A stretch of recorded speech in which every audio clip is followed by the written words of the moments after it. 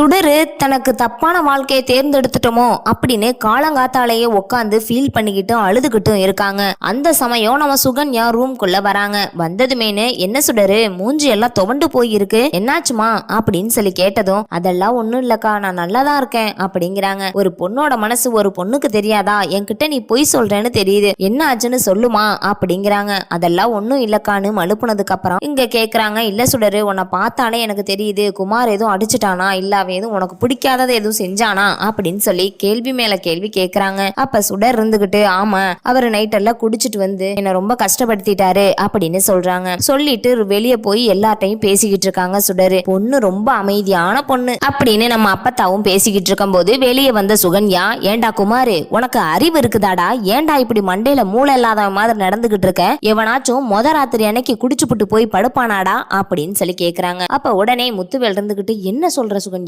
ஆமாமாமா இவன் வெளியையும் குடிச்சுப்புட்டு ரூமுக்குள்ளேயும் போய் உட்காந்து குடிச்சிருக்கான், ஒரு பொண்ணு நம்மளை நம்பி வந்திருக்கான் அப்படின்னா அவளை எப்படி நம்ம பாத்துக்கணும் அந்த அறிவு கூடவா இல்ல, இவனை நம்பி ஒரு பொண்ணு வரவே மாட்டான், நீ எல்லாம் வாழவே மாட்டான்னு அரசி சபதம் போட்டா, அதே சபதத்துல ஜெயிச்சிருவானா ஜெயிக்க மாட்டானா, இங்க பாருடா நீ கல்யாணம் பண்ணுனா மட்டும் பத்தாது, கல்யாணம் பண்ணவளை கண் கலங்காம வச்சு காப்பாத்தணும் அப்படின்னு சொல்றாங்க. அப்ப வீட்டுல இருக்க எல்லாரும் திட்ட ஆரம்பிச்சிடுறாங்க. அப்ப சக்திவேல் இருந்துகிட்டு இதுதான் உனக்கு கடைசி வார்னிங், இதுக்கப்புறம் நீ குடிச்சனா உன்னை வீட்டை விட்டே வெளியே அனுப்பிடுவேன் அப்படின்னு சொல்லிக்கிட்டு இருக்காங்க. அதுக்கப்புறம் 2 பேர்த்தையும் குலசாமி கோயிலுக்கு அனுப்பி வைக்கலான்னு அனுப்பி வைக்கும் போது நம்ம குமார் சொல்றாரு, என்னடி வீட்டுல இருக்க எல்லாருமே நமக்கு சாதகமா இருக்காங்கன்னு நீ ரொம்ப பெருமை பீத்திட்டு அலையிறியா, நீ இதோட அவங்க கிட்ட சொல்ற வேலையை நிப்பாட்டு, உன்னை நானு அரசியோட மூக்க உடைக்கிறதுக்காக தான் கல்யாணம் பண்ணேன், அதை விட்டுட்டு உன்னோட கொஞ்சம் கொலாவே ஆடிக்கிட்டு இருக்கலாம்னு பாத்தியா, இப்ப பிச்சைக்கார குடும்பத்துல இருந்து பொண்ணு எடுத்தது இல்லாம என் கூட சரிக்கு சமமா உட்காந்துட்டு வந்துகிட்டு இருக்க அப்படின்னு சொல்றாங்க. நம்ம சுடரு ரொம்பவே பயப்படுறாங்க. அந்த நேரம் பார்த்து நம்ம தங்கமயிலுக்கு கால் பண்றாங்க.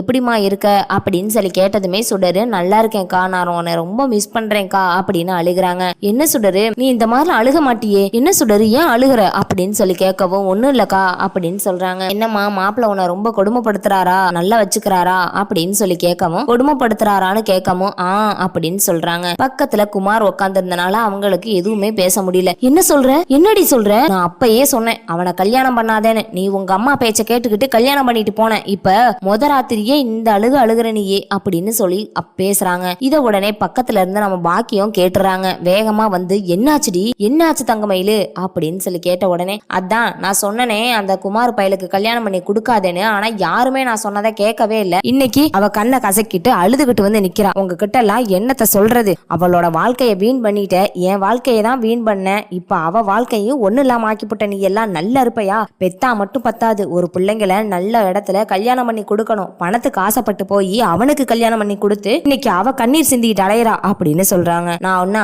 அப்படி எதுவும் விட்டுருவனா, இப்பயே கிளம்புறேன், யோ எந்திரியா போலாம் அப்படின்னு சொல்லி நம்ம மாணிக்கமும் பாக்கியமும் நேரா சக்திவேல் வீட்டுக்கு போறாங்க. சக்திவேல் வீட்டுக்கு போனா அங்க எல்லாரும் சிரிச்சு பேசிக்கிட்டு இருக்காங்க. வாங்கயா பெரிய மனுஷங்களா, எல்லாம் வீட்டுல உட்காந்து சிரிச்சு பேசிக்கிட்டு இருக்கீங்க, ஆனா என் பொண்ணு அங்க கண்ணீர் சிந்திக்கிட்டு இருக்கிறா அப்படின்னு சொன்னதும் வாங்க சம்பந்தி என்னங்க சம்பந்தி அப்படின்னு சக்திவேல் கேட்கவும், ஆமா நீ என்னையா சொன்ன, என் புள்ள முன்ன இருந்ததுக்கு இப்ப திருந்திட்டான், அதனால நீங்க பொண்ணை கொடுங்கன்னு சொன்னதுனால தானே கொடுத்தேன், இன்னைக்கு உன் புள்ள ஃபர்ஸ்ட் நைட் அன்னைக்கே என் புள்ள எந்த சித்திரவதை படுத்திருக்கான், எந்த சித்திரவதை படுத்திருந்தா அவனை அழுதுகிட்டு போன் பண்ணுவா அப்படின்னு சொல்றாங்க. இப்ப என்ன நடந்துருச்சுன்னு ஏன் இப்படி கத்துறீங்க, ஆமையா இங்க வீட்டுலயே இருக்க இத்தனை பேத்துக்கு என் புள்ள படுற கஷ்டம் உங்களுக்கு தெரியல, ஆனா அங்க இருந்துட்டு ஹலோன்ற ஒரு வார்த்தையில என் பிள்ளை எவ்வளவு கஷ்டப்படுறான்னு நான் கணிச்சிருவேன்யா, பாக்கியம்னா கொக்காவா, ஒரு பிள்ளை வாழ்க்கை தான் வீணாயிடுச்சு, இன்னொரு பிள்ளைய மட்டும் நான் அப்படி பண்ணுவேன்னு நினைக்காத, எங்கெல்லாம் போய் அசிங்கப்படுத்தி விட்டுருவேன், அதுல நாச்சும் நாங்க தப்பு பண்ணணும், அதனால நாங்க அமைதியா போய்கிட்டு இருந்தோம், இதுல நாங்க தப்பே பண்ண கிடையாது, எங்களை பத்தி முழு விஷயமும் தெரிஞ்சுக்கிட்டு நீங்களாதான் வந்து எங்களுக்கு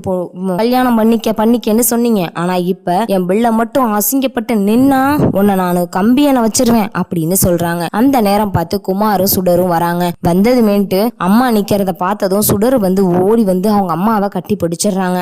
இங்க பாருமா என்னாச்சுமா ஏமா அழுகுற அப்படின்னதும் ஒன்னும் இல்லம்மா நீங்க ஏமா வந்தீங்க அப்படின்னதும் நாங்க வராம வேற யாரு வருவா, ஏதோ அக்கா போன் பண்ணாலாம் நீ அழுதையா குமாரு கஷ்டப்படுத்தினானான்னு கேட்டதுக்கு சொன்னியாமா, என்னடி நடந்துச்சு அப்படின்னு சொல்லவும் அதெல்லாம் ஒண்ணும் இல்லம்மா நீ போமா அப்படிங்கிறாங்க. அப்பத்தா உடனே எது நடந்தாலும் நாங்க பாத்துக்கிறோம், நீங்க எங்களோட இதுல தலையிடாதீங்க, என்னமா தலையிடாதீங்க, உங்களால இவன் முகரக்கட்டைய பார்த்துதான் ஒருத்தன் கூட பொண்ணு கொடுக்கல, நாங்க கொடுத்தோம் அப்படின்னா நல்ல பாத்துக்குவீங்க அப்படிங்கிற நம்பிக்கையில தான் கொடுத்தோம், சுத்தம். ஆனா இப்படி நடக்கும்னு நான் நினைச்சு கூட பார்க்கல. இதுக்கப்புறம் ஒரு நிமிஷம் கூட இங்க இருக்காத சுடரு, நீ வா சுடரு போலாம் அப்படின்னு சொல்றாங்க. சுடரு இல்ல நான் வரல, நான் இங்கேயே இருக்கேன் அப்படின்னு சொல்லவும் அப்ப அப்பத்தா இருந்துட்டு சொல்றாங்க, அம்மா போகாதம்மா, என்ன ஒரு நாள் நைட்டு இங்க இருந்தா அதுக்கப்புறம் இல்லவே இல்ல, அப்படி இவன் என்னதான் செஞ்சானு ஒரு உலகம் கேவலமா பேசும், நீ அவளை விட்டுட்டு போமா, நாங்க பாத்துக்கிறோம், இதுக்கப்புறம் இவன் சரியா இருக்கும் அப்படின்னு சொல்றாங்க. உடனே அங்க குமரவேலு போய் ஒரு வார்த்தை கூட கேட்கல, இருங்க போகாதீங்க அப்படின்னு எதுவுமே சொல்லல.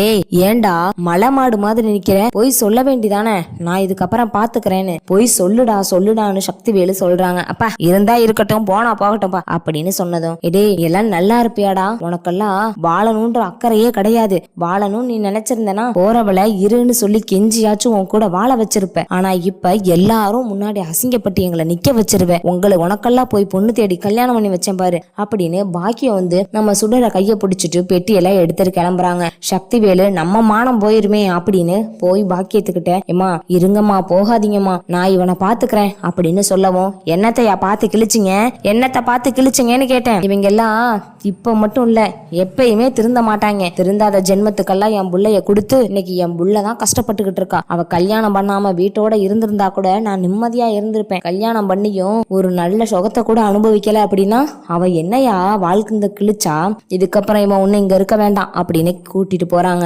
அம்மா சின்ன விஷயத்த பெருசாக்காதீங்க, எதையா சின்ன விஷயம், உனக்கு வேணும்னா இது சின்ன விஷயமா இருக்கலாம், பொண்ணை பெத்தவங்களுக்கு இது சின்ன விஷயமா இருக்காது, நீ மட்டும்தான் உன் பிள்ளைய பெத்து வளர்த்து கஷ்டப்பட்டு வளர்த்தையோ, பொண்ணை பெத்தவங்களா என்ன அவர் வீதியில நின்னா வளர்த்தாங்க, தேவையில்லாம நீ பண்ணிக்கிட்டு இருக்க, எதுவா இருந்தாலும் கோர்ட்டு கேஸ்ல பாத்துக்கலாம் அப்படின்னு சொல்றாங்க. உடனே இவருக்கு என்ன பண்றதுன்னு தெரியாம, அம்மா அம்மா ப்ளீஸ்மா அப்படின்னு சம்மந்தி விட்டுருங்க சம்மந்தி அப்படின்னு காலிலேயே போய் விழுந்துடுறாரு. அப்பா நீங்க எதுக்குப்பா போய் காலில் விழுங்குறீங்க, எந்திரிங்கப்பா, இருந்தா இருக்கட்டும் போனா போகட்டும், டே உன்ன மாதிரி ஒரு முட்டா பயல பெத்ததுக்கு நான் காலில் மட்டுமா விழுகணும், என் மருமகளை நீ நல்லா பாத்துக்கணும் அப்படிங்கிறதுக்காக தான் எம்புட்டு காசு செலவானாலும் பரவாயில்லன்னு நான் அம்புட்டு காசு எடுத்து கொடுத்து அவளுக்கு சீரு இது எல்லாமே நானே பண்ணினேன், ஆனா அவளை கூட வச்சு உன்னால வாழ துப்பு இல்லைன்னா நீ எல்லாம் ஆம்பளையே கிடையாதுடா அப்படின்னு நம்ம பாக்கியத்தோட காலில் விழுந்து கதறாங்க. விட்டுட்டு போங்க, உங்க பிள்ளைய இங்க இவன் நல்லா பாத்துக்குமா, இல்லைன்னா நான் பாதி சொத்தை எழுதி வைக்கிறேன் அப்படின்னு சொல்லி கெஞ்சுறாங்க.